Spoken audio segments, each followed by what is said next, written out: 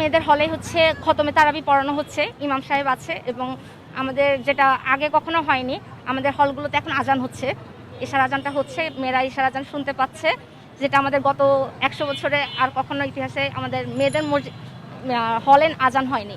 তো এটাও আমাদের জন্য একটা ইতিহাস হয়ে থাকবে। আর সর্বোপরি যদি বলতে চাই তাহলে 2025-এর রমজানটা আমাদের জন্য খুবই আনন্দের, স্নিগ্ধ এবং একই সাথে আমরা খুবই আনন্দিত যে আমরা এরকম সুন্দর স্নিগ্ধ একটা রমজান পাচ্ছি এই ঢাকা বিশ্ববিদ্যালয়ের ক্যাম্পাসে। আমাদের হচ্ছে গত বছর যেটা দেখেছেন, রমজান মাসে হচ্ছে ছেলেরা যে প্রোডাক্টিভ রমাদান নামে একটা আয়োজন করেছিল এবং সেখানে ছাত্রলীগ হামলা করেছিল।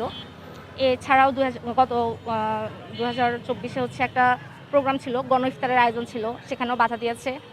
আবার হচ্ছে আরেকটা ছিল বটতলা, একটা তাফসির ছিল, কুরআনের তাফসির, সেটাও বাধা দিয়েছে।